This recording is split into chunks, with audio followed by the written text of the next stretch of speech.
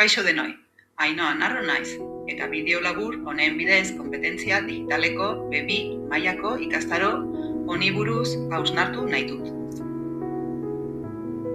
Lehenengo gaiari esker, nire tresnak berrantolatu ahal izan ditut. Familiekiko eta ikaslekiko harremana errazteko eta hobetzeko. Bigarren gaiaren bidez, irisgarritasun eta inklusibitate handiagoko jarduerak diseinatu ahal izango ditut. Erabiliko ditudan kolore eta formatuekin kontu handia izanik. Hirugarren gaiak adimen artifizialari buruz hausnartzen lagundu dit, eta nire lanean nola erabili. Hemendik aurrera behar bezala erabili eta aipatu ahal izango dut. Laugarren gaian, nire klasetan erabiliko dudan tresna bat diseinatu ahal izan dut. Nire ikasleek euren janari errezeta propioa sortu ahal izango dute. Matematikako teoria ikasten duten bitartean.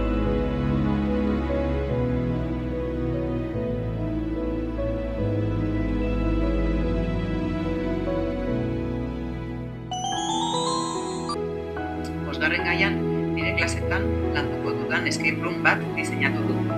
Horretarako bideo bat eta sari sistema bat sortu ditut.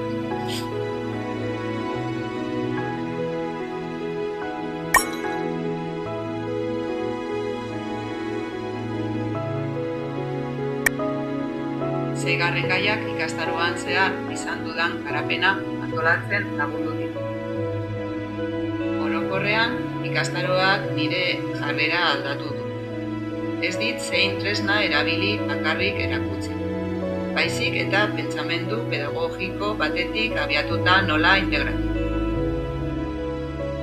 Ondorioz, ikastaro hau berrikuntza profesionalerako bultzada izan da.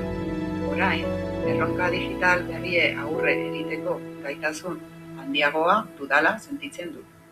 Eskerrik asko zuen arretagatik.